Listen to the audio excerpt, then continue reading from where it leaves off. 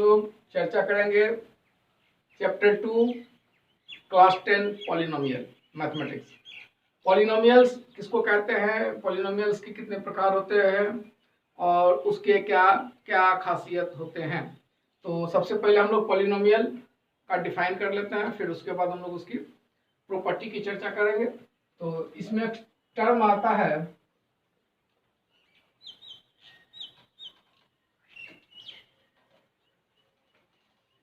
Constant.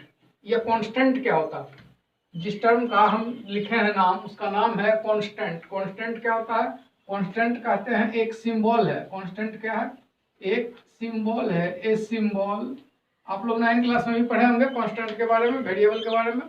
थोड़ा सा यहाँ भी बता देते हैं हम। A symbol whose values is not change, जिसका वैल्यू चेंज नहीं करता है, यानी क्या है, कांस्टेंट है, जिसका वैल्यू हमेशा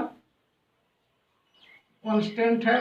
एट एवरीवेयर, हर स्थान पर जिसका वैल्यू कांस्टेंट होता है उसको हम लोग कहते हैं कांस्टेंट। तो जिसका वैल्यू नॉट चेंज, वो कहीं चेंज नहीं करता। जैसे ये 0 है तो हर जगह इसका वैल्यू 0 ही आएगा। ये 1 है तो इसका हर जगह वैल्यू 1 ही आएगा। ये 2 है, तो इस प्रकार के जितने भी डिजिट हैं, नंबर हैं, नेगेटिव नंबर हो, पॉजिटिव नंबर हो, वो सारे एग्जाम्पल क्या हो जाएंगे, कांस्टेंट के एग्जाम्पल हो जाते हैं। और वेरिएबल,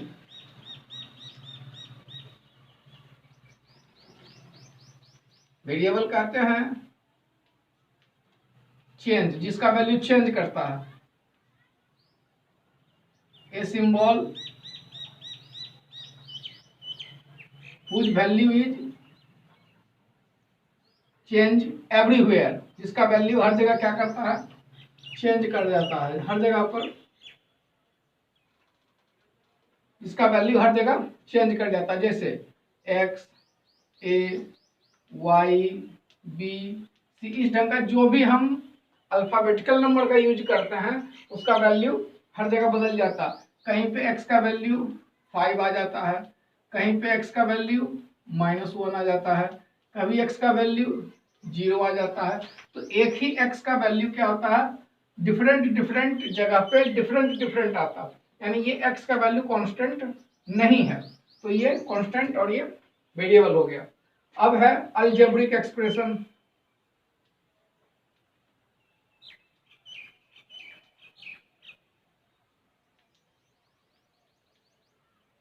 अलजेब्रिक एक्सप्रेशन आप लोग पिछली कक्षा में भी पढ़े होंगे, इसके बारे में थोड़ा सा यहाँ भी हम चर्चा कर देते हैं। जिनको याद नहीं है उनको याद आ जाएगा। अलजेब्रिक एक्सप्रेशन किसको कहते हैं, द कॉम्बिनेशन ऑफ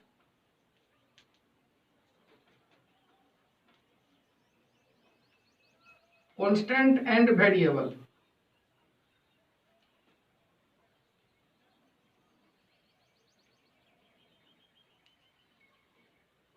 जब एक कांस्टेंट को, एक वेरिएबल को हम कंबाइंड करते हैं आपस में, तब वो क्या बन जाता है, अलजेब्रिक एक्सप्रेशन। कैसे करते हैं बताते हैं। जैसे हम अगर यहाँ सिंबल लिखते हैं x, तो x का मतलब हो जाता है x इंटू 1। तो ये हो गया x वेरिएबल और ये हो गया 1 कांस्टेंट। इसी प्रकार से अगर हम यहाँ पे लिखते हैं 2 + x, तो 2 हो गया वेरिएबल, 2 हो गया कांस्टेंट और x हो गया वेरिएबल। तो जब भी हम दो को कंबाइंड करते हैं, कंबाइंड करने के 4 मेथड हैं, हम लोग 4 प्रकार से कंबाइंड करते हैं। कंबाइंड कैसे करते हैं, प्लस से करते हैं, माइनस से करते हैं, इनटू से करते हैं और डिवाइड से करते हैं। ये 4 ऑपरेशन है जिसके द्वारा हम लोग किसी भी कांस्टेंट और वेरिएबल को आपस में क्या कर देते हैं, कंबाइंड कर देते हैं। जब प्लस कर दिया तो x + 2 हो गया, जब इनटू कर दिया तो x × 2 हो गया, जब डिवाइड कर दिया तो x / 2 हो गया। हम आ जाते हैं अलजेब्रिक एक्सप्रेशन के बाद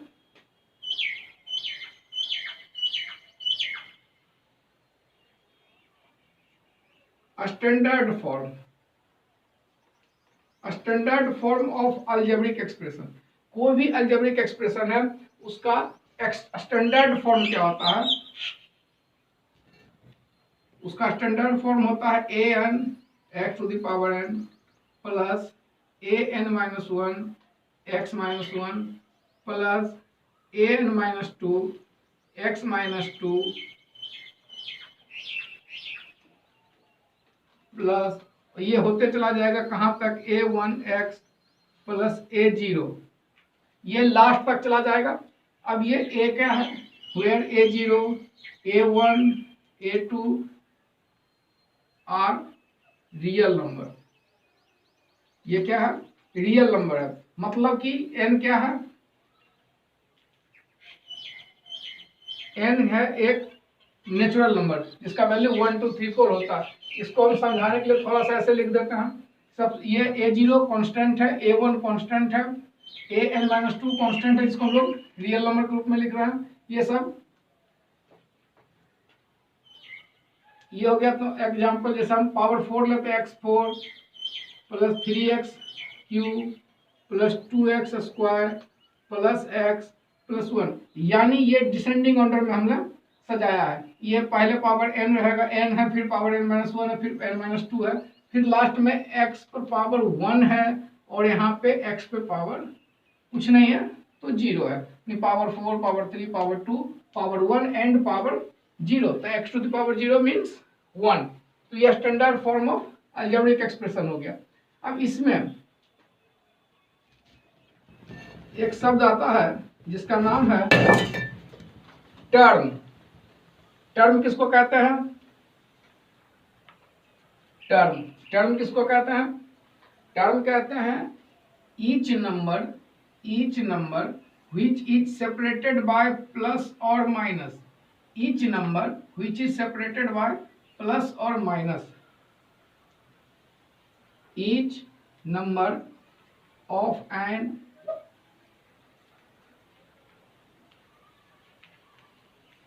algebraic expression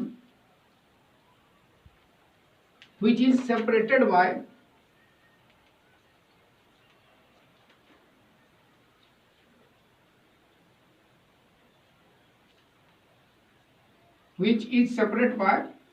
प्लस और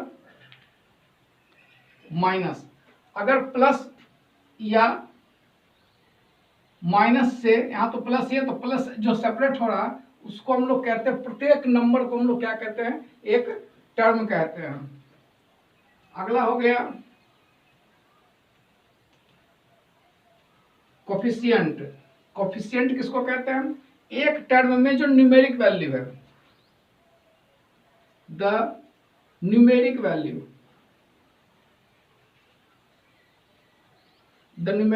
is multiply with a term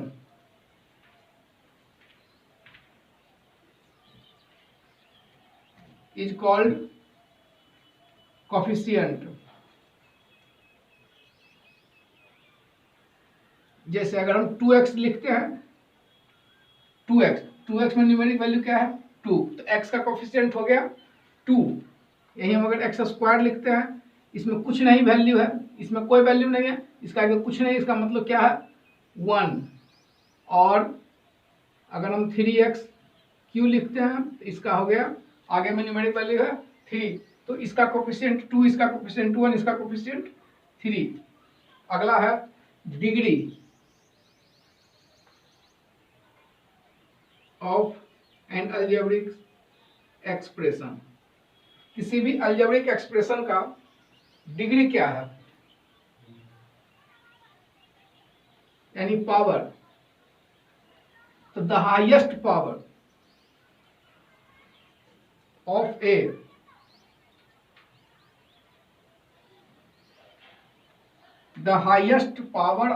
N algebraic expression is called its degree.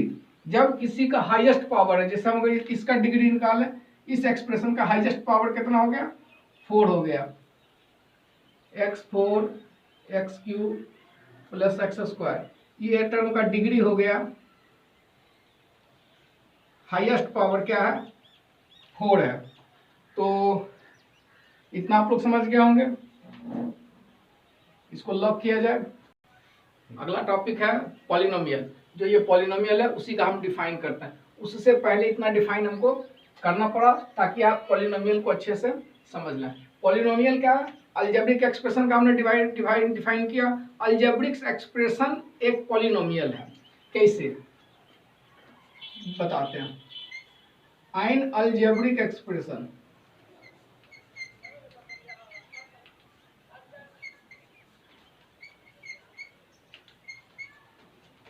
An algebraic expression is called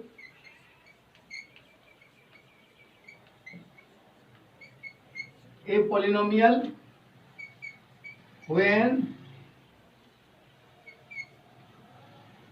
its power is non negative. इसका जो पावर होना चाहिए वो क्या होना चाहिए? Non negative. यानी अलजेब्रिक एक्सप्रेशन पॉलिनोमियल तब बनता है जब उसका पावर जो है वो नॉन नेगेटिव हो जाता है। नॉन नेगेटिव का मतलब हो गया n इज इक्वल टू 0 और natural number. n is equal to 0 and natural number, यानी इसको मिला के हम लोग कह सकते हैं ए होल नंबर। यानी n is not equal to negative and n is not equal to in form of p/q। इन बातों को याद रखना पड़ेगा। n को किसके बराबर होना चाहिए? वो w के बराबर होना चाहिए, होल नंबर के बराबर होना चाहिए।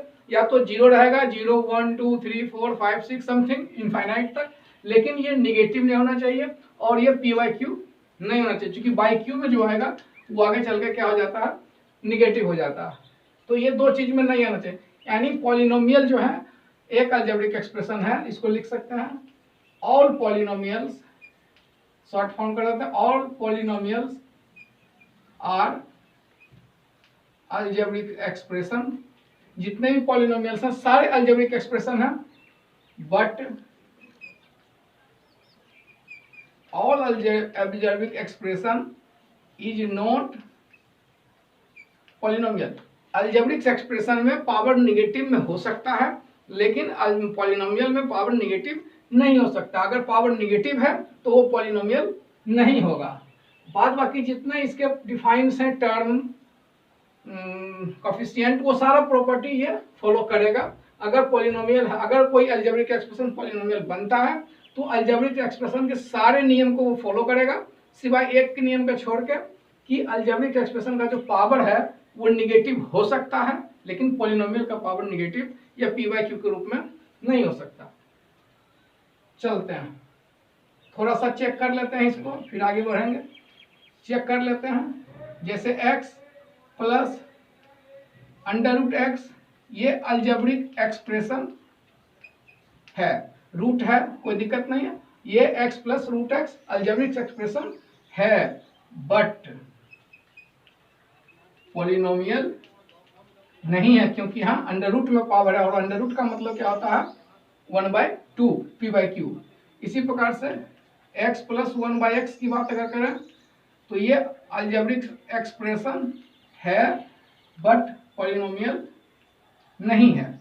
इसी प्रकार से x² + 1 ये अलजेब्रिक एक्सप्रेशन है और पॉलिनोमियल भी है। ये अलजेब्रिक एक्सप्रेशन भी है, पॉलिनोमियल भी है। यानी अलजेब्रिक एक्सप्रेशन कुछ भी लिख देते हैं तो अलजेब्रिक एक्सप्रेशन हो जाता है, लेकिन पॉलिनोमियल होने के लिए इसके पावर को क्या होना चाहिए? नॉन नेगेटिव होना चाहिए। यहाँ पर n इज इक्वल टू हो गया पावर 1/2, जो गलत हो गया। यहाँ हो गया n is equal to power -1, जो गलत हो गया। यहाँ पे ठीक है। तो ये बाद बाकी इसका जो भी प्रॉपर्टी है वो पॉलिनोमियल की भी प्रॉपर्टी होगी। आगे चलते हैं।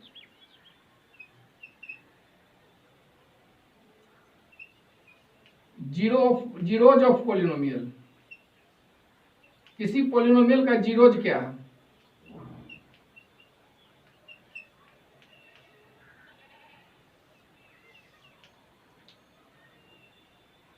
Zeros of polynomial,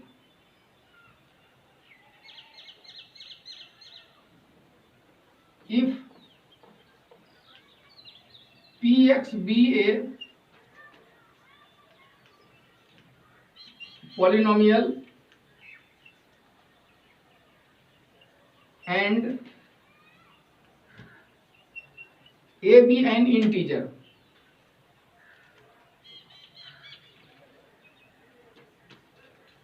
then x is equal to 1, then x is equal to 1,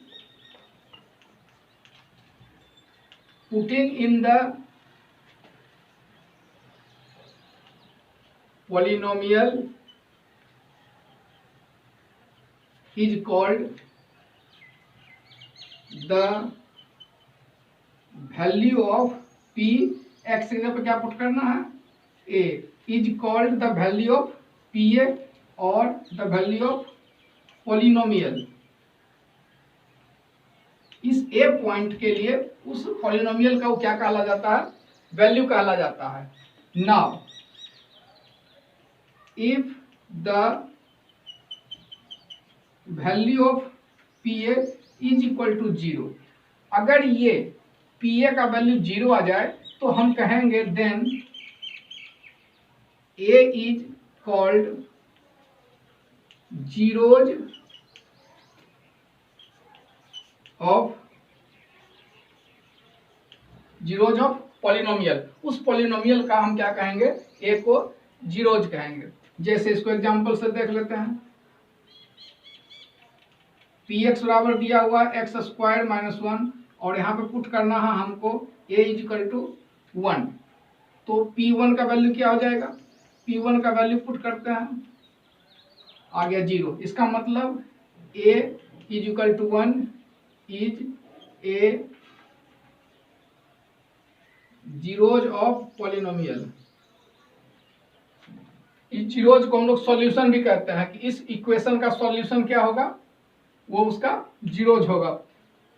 इस इक्वेशन का जो सॉल्यूशन होगा वही उसका जीरोज कहलाता है. तो जीरोज का मतलब क्या हुआ कि वैसा वैल्यू जो पी एक्स के वैल्यू को जीरो कर दे, यानी एक्स का वह वैल्यू जो पी एक्स के वैल्यू को यानी पी ए पुट करें तो उसका वैल्यू जीरो हो जाए. तो ऐसे वैल्यू को हम लोग कहते हैं उसका जीरोज ऑफ पॉलिनोमियल. या एक और एग्जांपल लेके देखते हैं.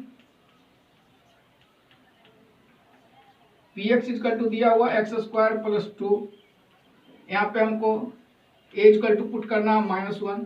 चेक करते हैं तो क्या हो जाएगा, p -1 का whole square plus 2 is equal to 3 is not equal to 0. इसका मतलब क्या हो गया, a is equal to -1 is not a solution of px या pa. तो ये इसका वैल्यू 0 नहीं आया तो ये क्या हो गया, इसका 0 नहीं होगा. जिसका वैल्यू 0 आ जाए वही इसका जीरो पॉलिनोमियल होगा. तो आगे इसकी और चर्चा करते हैं. इसको फिलहाल यही लॉक किया जाए. अगला है टाइप ऑफ पॉलिनोमियल्स. पॉलिनोमियल के टाइप क्या क्या हैं. तो हम लोग दो इस प्रकार से इसको डिवाइड करते हैं. सबसे पहला है monomial.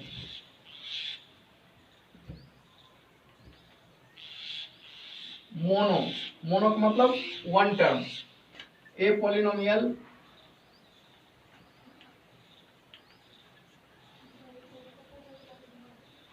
which have only one जिसके पास ओनली वन टर्म है, यानी ये x हो गया, ये y हो गया, ये z हो गया, ये a हो गया, ये 4 हो गया, जिसके पास केवल एक ही टर्म रहता है. ऐसे पॉलिनोमियल को हम लोग कहते हैं मोनोमियल. तो जिसके पास दो टर्म रहेगा उसको क्या कहते हैं, उसको कहते हैं बाइनोमियल.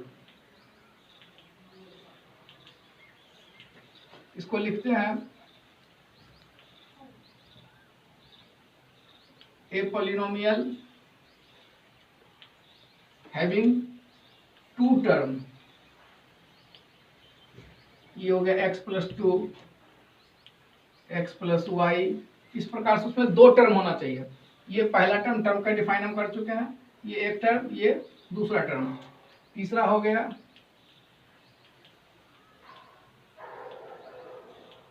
ट्राइनोमियल. सीधी बात, ए पॉलिनोमियल हैविंग 3 टर्म्स। ये हो गया example x plus y plus z, 3 term है तो ट्राइनोमियल। और अगर 3 से अधिक टर्म आ जाता है तो फिर इसको हम लोग पॉलिनोमियल ही कह देते हैं। अगला है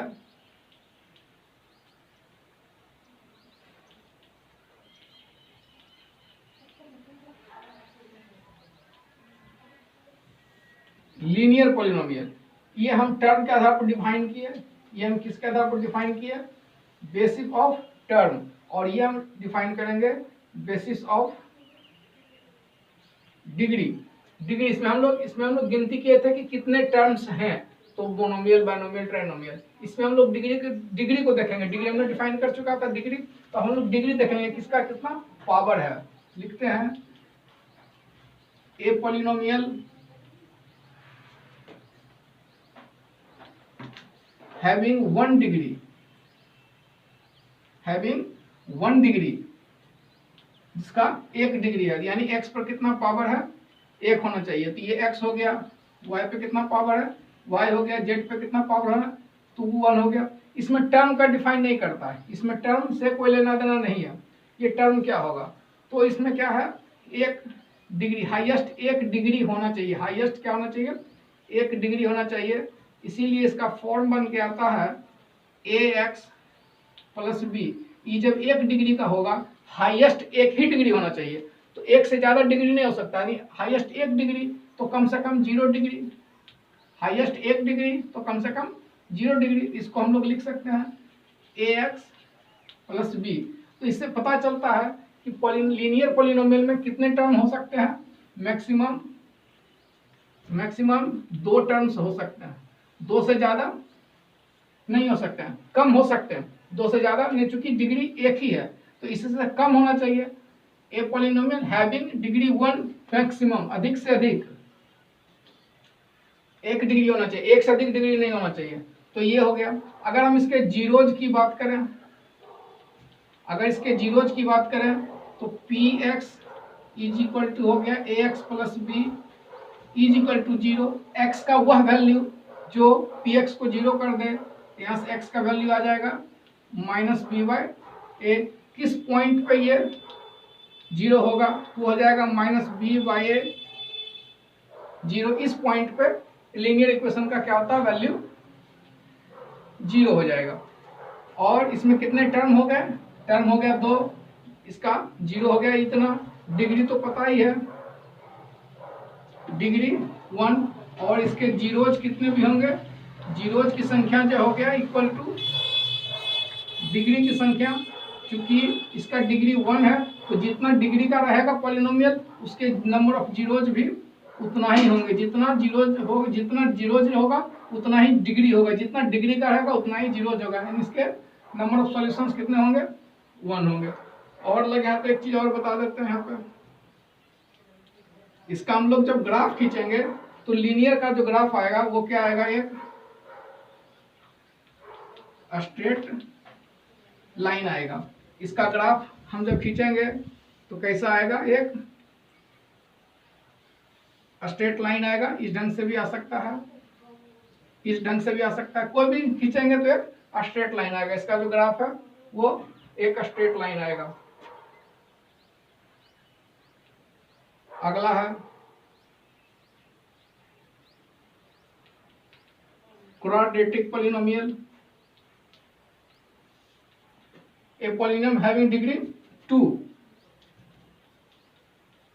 a polynomial having degree 2 highest. इसका हाईएस्ट डिग्री 2 होना चाहिए। तो हाईएस्ट डिग्री जब 2 होगा तो क्या हो जाएगा, X square B X plus सी।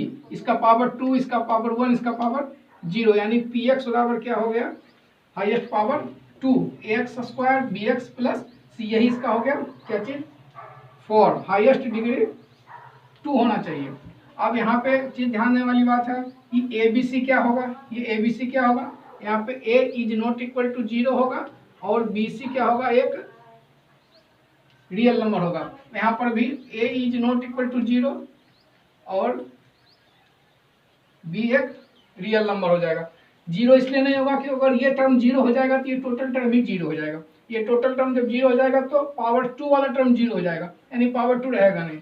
यहाँ पे ये अगर जीरो हो जाएगा तो पावर 1 वाला ही जीरो हो जाए, बाद बाकी ये दोनों जीरो हो जाए कोई अंतर नहीं पड़ता, लेकिन इसको जीरो नहीं होना चाहिए। इसी प्रकार से इसके नंबर ऑफ जीरो,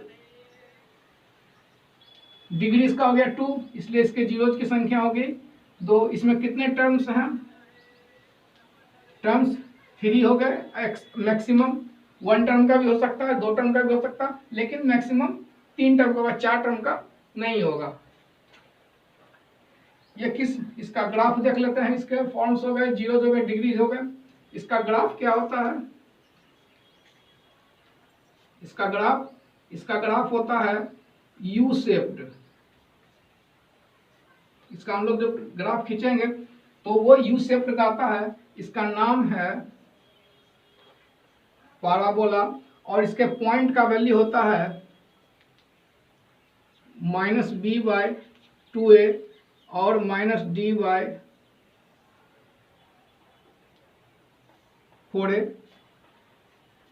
ये इस पॉइंट पे मूव कर जाता है। इसका जो मैक्सिमम है ये इस पॉइंट पे मूव कर जाता है। इसका नाम, इसको कहते हैं दूसरे शब्दों में, ये इसका वर्टेक्स होता है।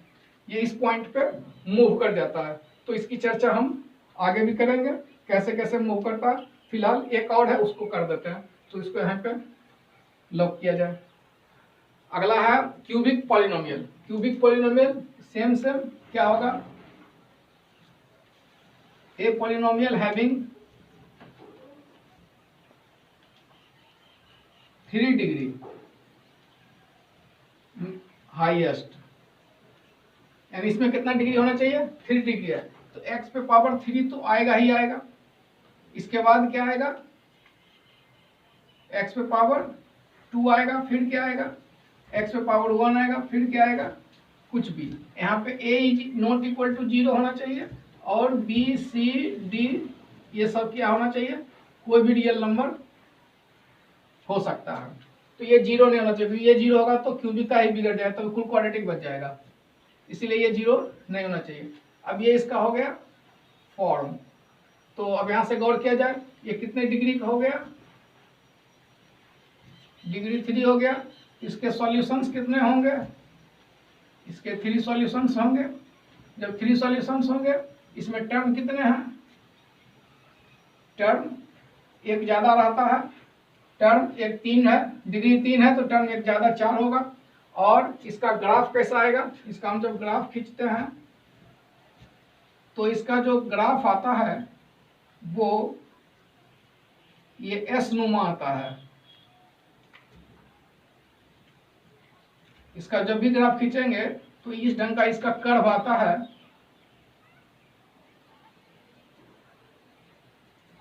तो क्यूबिक में इसके सब चीज होगा, तो ये इतना ही रहेगा। इसको इसी पर लॉक किया जाए।